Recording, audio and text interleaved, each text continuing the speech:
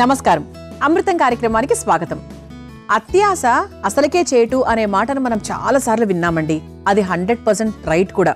కొంతమంది చాలా అత్యాశకు వెళ్ళిపోతూ ఉంటారు. ముఖ్యంగా డబ్బు సంపాదన విషయంలోనే ఎక్కువగా ఇది అందరికీ జరుగుతుంది. ఎందుకంటే మనిషి ఆశాజీవి. అంటే ఈ మనిషి ఆశకి హద్దంటూ ఉండదు.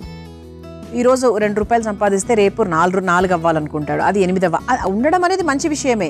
కానీ దానివల్ల అత్యాశకు పోయి అసలుకే ఆ 2 రూపాయలకే ఎసరు వచ్చిందనుకోండి, అప్పుడు చాలా ఇబ్బంది కదా. మనం వేసే అడుగు మాత్రం చాలా చాలా జాగ్రత్తగా ఉండాలండి.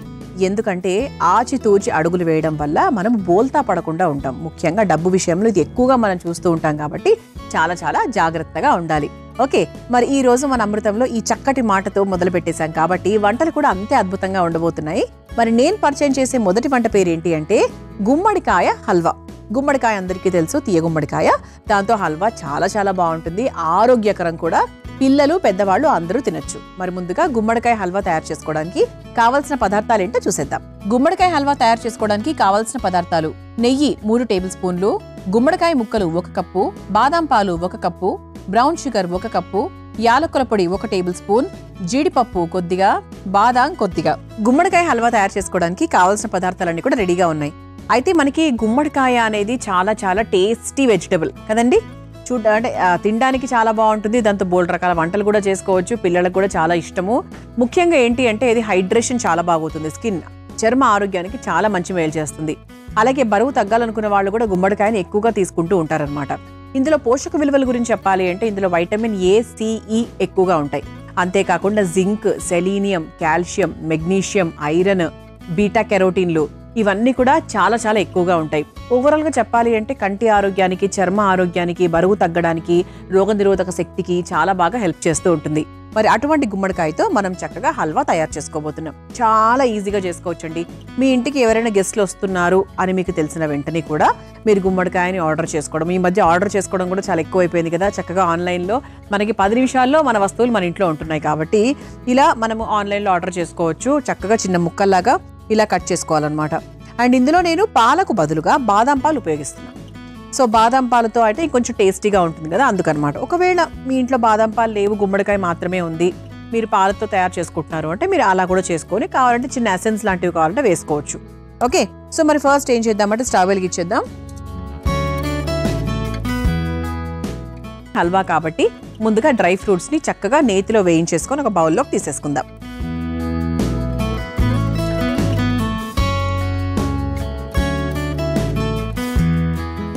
ముందుగా 1 స్పూన్ నెయ్యి వేసుకొని మనం ఏమేమి డ్రై ఫ్రూట్స్ తీసుకుంటున్నాము అంటే బాదాము, అలాగే జీడిపప్పు, ఈ 2 అనమాట. మీరు కావాలంటే ఇందులో ఎక్స్ట్రాగా ఏదైనా వేసుకోవాలి అంటే వేసుకోవచ్చు. సాధారణంగా మనం ఏం వేసుకుంటాము, బాదాం జీడిపప్పుతో పాటు పిస్తాలు, కిస్మిస్లు కూడా వేసుకుంటాము. అలా వేసుకోవాలంటే కూడా వేసుకోవచ్చు. ఇలా తురిమిన బాదాం అలాగే జీడిపప్పు ఈ రెండింటిని కూడా వేయించేసుకొని ఇదే బౌల్లోకి తీసేసుకుందాం.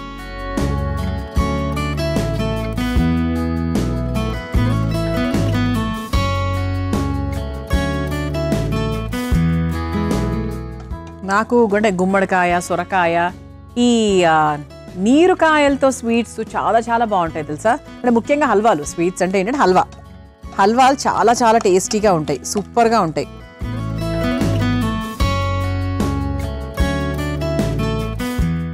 ఇలా చక్కగా ఒకసారి వేయించేసుకొని ఒక బౌల్లోకి తీసేసుకుందాం.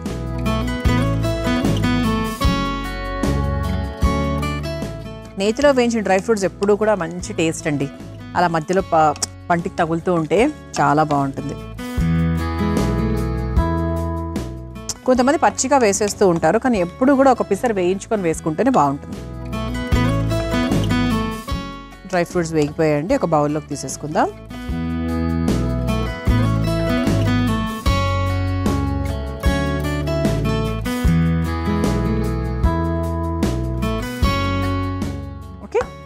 ఇలా పక్కన పెట్టేసుకున్నాం కదా. ఇప్పుడు ఇదే బాండీలో మనము ఇలా గుమ్మడికాయ ముక్కలు తీసుకున్నాం కదా, చిన్న ముక్కలు, అవి ఈ నేతిలో వేసేసుకుందాం. ఇంకొంచెం నెయ్యి కావాల్సి ఉంటే మనం నెయ్యి కూడా యాడ్ చేసుకోవచ్చు.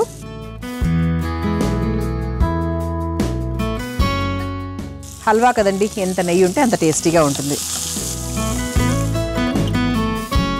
ఇలా చక్కగా వేయించేసుకుందాం. ఎంత చక్కగా బాగా వేయించుకోవాలి అంటే గుమ్మడికాయ ముక్క చాలా వరకు మనకు మెత్తగా అయిపోవాలన్నమాట. మనం తొక్క తీసేసాం, పీల్ చేసేసాం కాబట్టి కేవలం మనకు ఆ పండు మాత్రమే ఉంది. సో అది ఎలా అవ్వాలి అంటే కొంచెం మెత్తగా అవ్వాలి. ఇది కొంచెం మనకు మగ్గిందనుకోండి, మగ్గితే ఆటోమేటిక్గా మనం మ్యాష్ చేసుకోవచ్చు. చాలా సులభంగా అయిపోతుంది. అంటే పెద్ద టైం తీసుకోదన్నమాట. నీరుకాయలు కాబట్టి ఎప్పుడూ ఎక్కువగా టైం తీసుకోవు. ఇది ఒక మనకు 2-3 నిమిషాలు ఇలా చక్కగా వేయించుకున్న తర్వాత అప్పుడు మనము దీన్ని లైట్గా మ్యాష్ చేసుకోవచ్చు. లేకపోతే గరిటెతో ఇలా మనకు మ్యాష్ చేస్తే కూడా అయిపోతుంది ఈజీగానే. ఇది ఒక 2-3 మినిట్స్ టైం పడుతుందండి. మనం వెయిట్ చేద్దాం. చూసారా, ఇలా ఒక్క 3 నిమిషాల తర్వాత మనకు ఇలా ఉందన్నమాట. అంటే చక్కగా మనకి మగ్గింది కాబట్టి ఇలా కొంతవరకు మనం మ్యాష్ చేసుకోవచ్చు.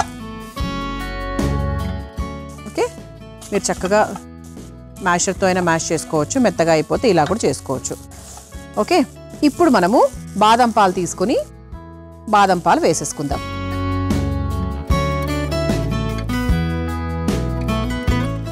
ఇది అవసరమైతే మళ్ళీ వేస్తానండి, ప్రస్తుతానికి మాత్రము ఇది సరిపోతుంది. ఒకసారి బాగా మిక్స్ చేసేసుకుందాం. పాలల్లో కూడా మనకు చక్కగా ఒక 2 నిమిషాలు ఇలా ఉడికిందనుకోండి, చాలా కమ్మగా ఉంటుంది కదా. అంటే ఇంతవరకు మనం నేతిలో మాత్రమే వేపుకున్నాము. అది కొంచెం మనకు దగ్గర పడిన తర్వాత పాలు పోసేసుకున్నాము. పాలల్లో కూడా మనకు చక్కగా ఒక 2 నిమిషాల పాటు ఉడికింది కాబట్టి, సో ప్రస్తుతానికి మనం ఇంతవరకు పంచదారకు సంబంధించి అంటే స్వీట్కి సంబంధించి ఏది వేయలేదు కాబట్టి ఇందులో మనము బ్రౌన్ షుగర్ వాడుతున్నాం. ఓకేనా, క్వాంటిటీ మీరు చూసుకోండి. మీకు షుగర్ ఎంత కావాలి, తీపి ఎంత కావాలి, దాన్ని బట్టి మనం చూసుకొని పంచదార వేసుకోవాలి.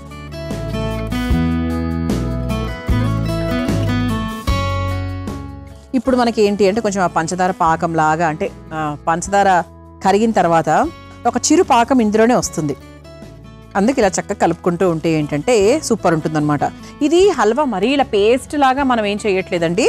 ఒక కచ్చా పచ్చాగా 80% వరకు మనం మ్యాష్ చేసుకున్నాము, మిగతాది అలాగే ఉంచేసాం.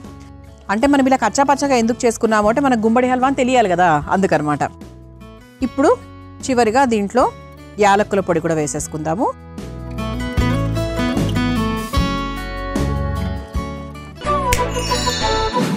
అనాస పండ్ల రసాన్ని ఎక్కడైతే చర్మ సమస్య ఉందో అక్కడ ఒక పూతలాగా అప్లై చేసుకోవాలి. అలా తరచూ చేస్తూ ఉన్నట్టయితే స్కిన్ ప్రాబ్లమ్స్ అనేవి చాలా వరకు తగ్గిపోతాయి. ఈ చిట్కా మీకు అవసరమైతే ట్రై చేయండి. ఈ హల్వా ఈ బాండీని వదలాలి, ఇదిగోండి ఇలా మూవ్ అవ్వాలన్నమాట. అప్పుడు మనకు చక్కగా హల్వా పూర్తయిపోయినట్టు. ఇలా చూస్తే కనుక మీకు బాండీ వదులుతోంది కదా, అంటుకోవట్లేదు. సో దాంతో మనకు అయిపోయింది అని చెప్పచ్చు అనమాట. సో ఇందులో కొన్ని డ్రై ఫ్రూట్స్ వేసుకుందాము.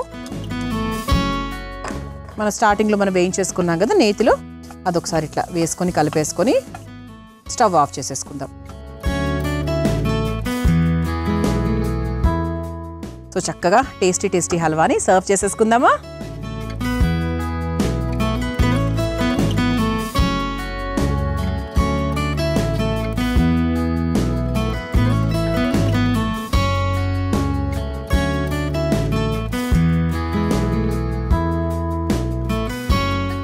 చక్కగా సర్వ్ చేసేసుకున్నాము.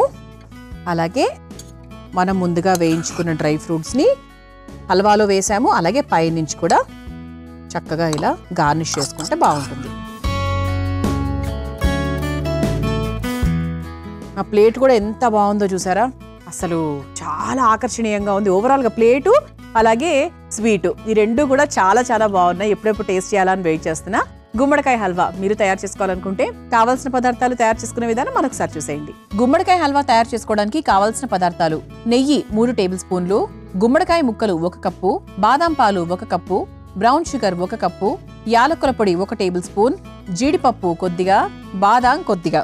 గుమ్మడికాయ హల్వా తయారు చేసుకునే విధానం: ముందుగా స్టవ్ వెలిగించి బాండిలో నెయ్యి వేసి కరిగాక అందులో తరిగిన బాదాం, జీడిపప్పు వేసి వేయించి తీసి పక్కన పెట్టుకోవాలి. ఇప్పుడు అదే బాండిలో గుమ్మడికాయ ముక్కలు వేసి కొంచెం నెయ్యి కూడా వేసుకుని మెత్తగా అయ్యేంత వరకు వేయించుకోవాలి.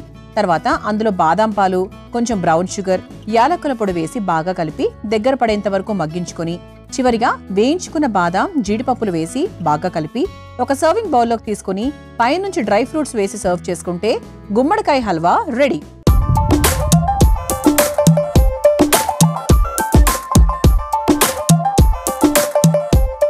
చూసారు కదా టేస్టీ టేస్టీ గుమ్మడికాయ హల్వా ఎంత సులభంగా తయారు చేసుకోవచ్చో. రుచి చూసి ఎలా ఉందో చెప్తాను. వేడివేడిగా ఉంది.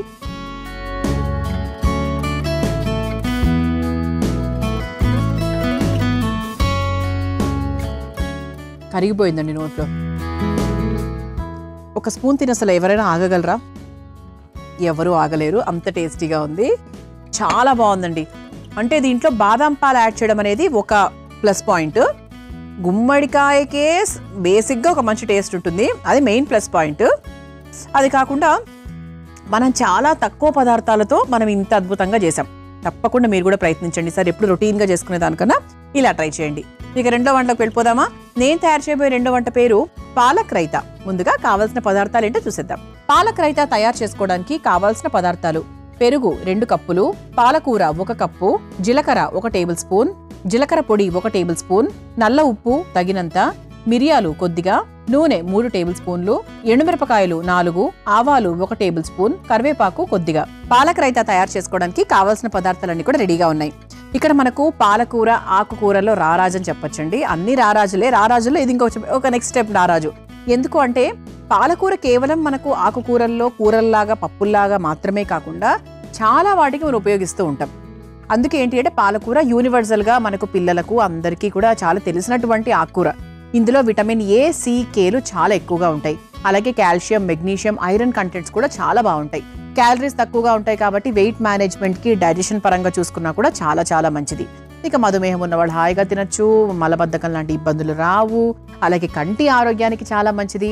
పిల్లలకు అందుకే ఇస్తూ ఉంటారు కదా, వాళ్ళ ఒంట్లో నీరసంగా ఉన్న, ఏదైనా ప్లేట్లెట్స్ తగ్గిన వాళ్లకు, WBC కౌంట్ పెరిగిన వాళ్లకు, ఇలా ఏ ఇబ్బందులు ఉన్నా కూడా, జ్వరాలకు ఈ పాలకూర జ్యూసు, పాలకూరను ఎక్కువగా పట్టమని చెప్తూ ఉంటారు. సూప్ రూపంలో పట్టమని చెప్తూ ఉంటారు. ఎందుకంటే ఒంట్లో లాస్ట్ ఎలక్ట్రోలైట్స్ ఏమైనా ఉన్నా కూడా చక్కగా మళ్ళీ తిరిగి మన శరీరంలోకి వస్తాయన్నటువంటి ఉద్దేశంతో పాలకూరను ఎక్కువగా వీక్నెస్ ఉన్న వాళ్ళకి ఎక్కువగా ఇస్తూ ఉంటారు. అలా ఏంటి అంటే ఓవరాల్గా మనకు పాలకూర చాలా ఇష్టమైనటువంటి ఒక చక్కటి ఆకుకూర. మరి దాంతో ఈరోజు మనం ఒక రైతా తయారు చేయబోతున్నాం. నార్మల్ రైతాస్ అందరికీ తెలుసు, పాలకూర రైతా డెఫినెట్గా చాలా మందికి తెలియదు. నేర్చుకుందాం. ఫస్ట్ ఏం చేద్దామంటే స్టవ్ వెలిగించేద్దాం. పాలకూర ఎప్పుడు కూడా మనం పచ్చిగా వెయ్యం కదా. ఎటువంటి కూరలు తయారు చేసుకున్నా, పాలక్ పనీర్ లాగా తయారు చేసుకున్నా, ఏదైనా కూడా లైట్గా నీళ్ళల్లో ఒక 2 నుంచి 3 నిమిషాల వరకు ఉడికిచ్చి ఆ తర్వాతనే మనము మన వంటల్లో వాడుతూ ఉంటాం. అలాగే ఇప్పుడు కూడా కాస్త నీళ్లలో పాలకూరను ఉడికించుకుందాం.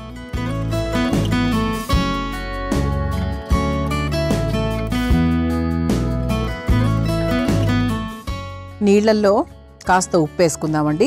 నేను ఇందులో కొంచెం డిఫరెంట్గా వెరైటీగా నల్లుప్పు వాడుతున్నాను. అండ్ కొంచెం మనకు రైతాలో టేస్ట్ మారుతుంది, అలాగే ఆరోగ్యానికి కూడా డిఫరెంట్గా చాలా మంచిది కాబట్టి కాస్త నల్లుప్పు వేస్తున్నాను. అంటే ఉప్పులో మనం పాలకూర ఉడికించినప్పుడు ఏంటి అంటే పాలకూరకు కాస్త ఉప్పు పడుతుంది, అలాగే రంగు కూడా మారకుండా ఉంటుంది. ఓకే, ఇలా మనం చక్కగా ఉప్పు వేసేసుకున్నాం కాబట్టి దీంట్లో పాలకూర కూడా వేసేసుకుందాం. సరిపోతుందండి. ఇది ఒక్కసారి ఇలా నీళ్ళలో కొంచెం ఇలా నానబెట్టేసామంటే ఉడికే ప్రాసెస్ స్టార్ట్ అయిన తర్వాత చాలా ఫాస్ట్గా అయిపోతుంది అనమాట. ఇది మనకు ఈ పాలక రైతా అనేది ఉట్టికి కూడా తినొచ్చు. నా ఉద్దేశంలో ఏంటి అంటే పాలకూర ఇవన్నీ కూడా మెండుగా ఉన్నాయి కాబట్టి యాజ్ ఇట్ ఈస్గా బరువు తగ్గాలనుకున్న వాళ్ళు, క్యాలరీస్ తక్కువగా ఉంటాయి కాబట్టి హాయిగా ఇలా కూడా తినేయచ్చు. లేదు అంటే దీని చక్కగా ఒక పరాటా కాంబినేషన్లో, నార్మల్ చపాతీ కాంబినేషన్లో, చపాతీ కూడా బాగుంటుంది. బికాస్ ఇందులో మనకు ఆల్రెడీ పాలకూర ఉంది కాబట్టి నార్మల్ చపాతీ పరాటా కూడా అయ్యిండనక్కర్లేదు.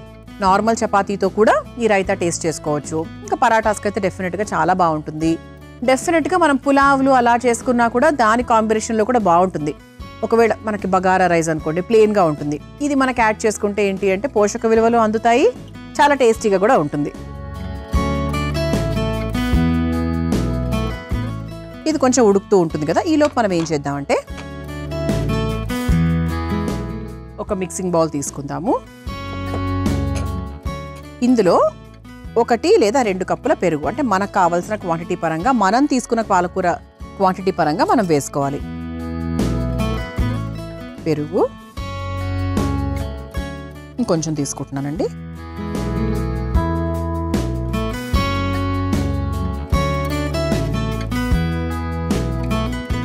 ఇది ఒక్కసారి ఆల్రెడీ మనకి చక్కటి పెరిగేది, ఉండలైతే ఏమీ కనిపించట్లేదు నాకు.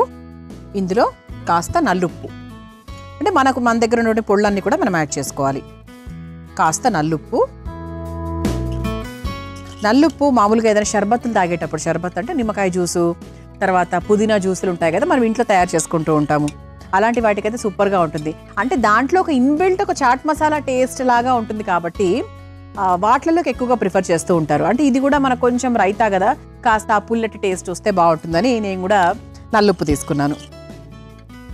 ఒకవేళ మీ ఇంట్లో నల్లుప్పు రెడీగా లేదు అంటే మామూలు ఉప్పు కూడా తీసుకోండి, ఇబ్బంది ఏం లేదు. కాకపోతే కొంచెం టేస్ట్ అయితే 100% మారుతుంది. ఇది కలిపేసుకున్నాం కదా, ఇప్పుడు ఇందులో జీలకర్ర పొడి వేసుకుందాం. కొంచెం ఎక్కువగానే కొంచెం అంటే మామూలుగా ఒక స్పూన్ అని చెప్పచ్చు.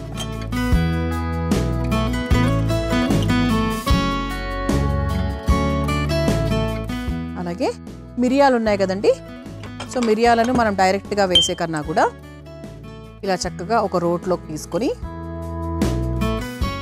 కచ్చా పచ్చాగా దంచుకుంటే సరిపోతుంది.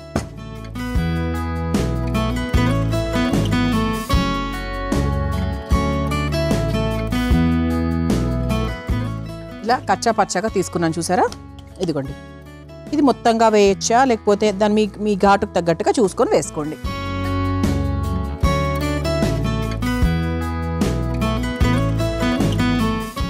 చాలా మంచిదండి. అంటే మిరియాలు ఎప్పుడూ కూడా మన ఊపిరితిత్తులకు సంబంధించి మంచిగా పనిచేస్తుంది అనమాట.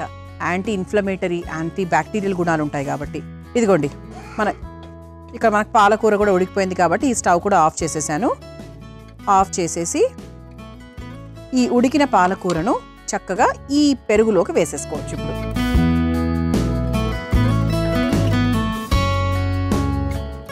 నీళ్ళన్నీ తీసేసుకొని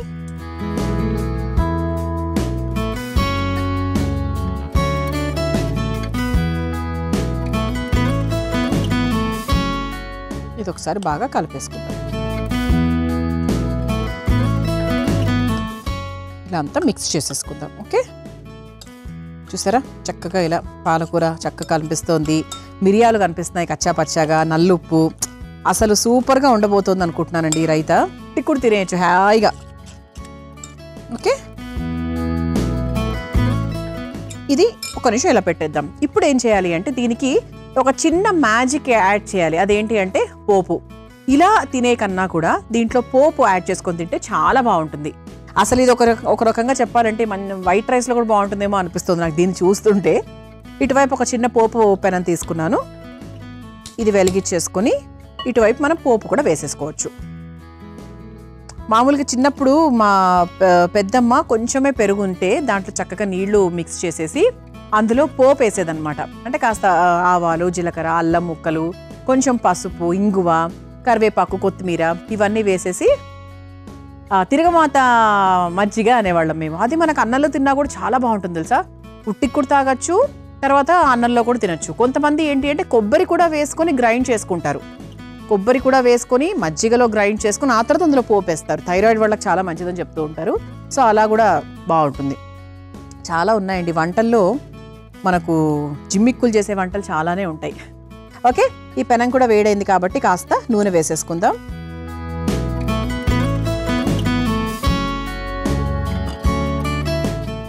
ఆ తర్వాత పోపులో భాగంగా ముందుగా ఆవాలు, ఆ తర్వాత కాస్త జీలకర్ర,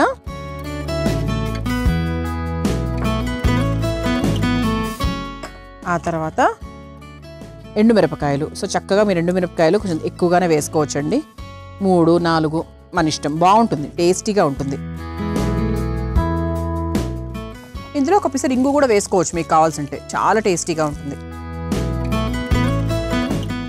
ఆ తర్వాత కరివేపాకు,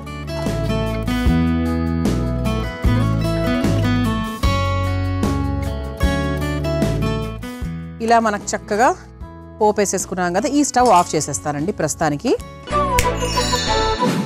ఇడ్లీ పిండి త్వరగా పులవకుండా ఉండాలి అంటే ఈ చిట్కా చాలా బాగా పనిచేస్తుందండి.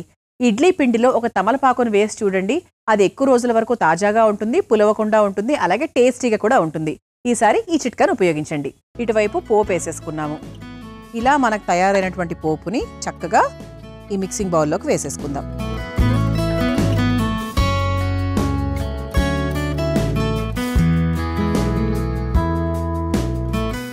చక్కగా మిక్స్ చేసేసుకుందామండి. ఇప్పుడు అసలైన టేస్ట్ అనేది వస్తుందన్నమాట. దీన్ని చక్కగా ఈ మిక్సింగ్ బౌల్లోకి తీసేసుకుందాం.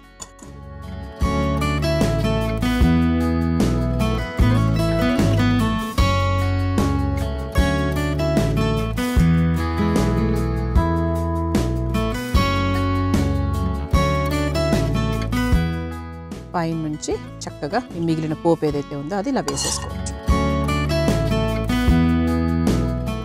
ఇలా టేస్టీగా ఆరోగ్యకరమైన పాలక్ రైతా మీ అందరి కోసం రెడీ అయిపోయిందండి.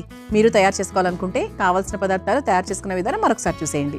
పాలక్ రైతా తయారు చేసుకోవడానికి కావాల్సిన పదార్థాలు: పెరుగు 2 కప్పులు, పాలకూర 1 కప్పు, జీలకర్ర 1 టేబుల్ స్పూన్, జీలకర్ర పొడి 1 టేబుల్ స్పూన్, నల్ల ఉప్పు తగినంత, మిరియాలు కొద్దిగా, నూనె 3 టేబుల్ స్పూన్లు, ఎండుమిరపకాయలు 4, ఆవాలు 1 టేబుల్ స్పూన్, కరివేపాకు కొద్దిగా. పాలక్ రైతా తయారు చేసుకునే విధానం: ముందుగా ఒక బాండీలో నీళ్లు పోసి నల్ల ఉప్పు, తరిగిన పాలకూర వేసి బాగా ఉడికించుకోవాలి. ఇప్పుడు ఒక మిక్సింగ్ బౌల్లో పెరుగు, నల్లుప్పు వేసి ఒకసారి కలుపుకోవాలి.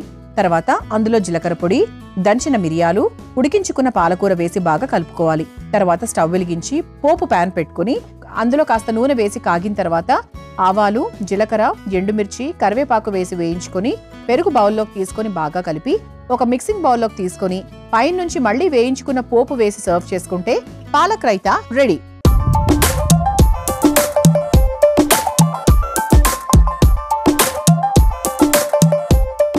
చూసారు కదా పాలక్ రైతా ఎంత సులభంగా తయారు చేసుకోవచ్చో. రుచి చూసి ఎలా ఉందో చెప్తాను.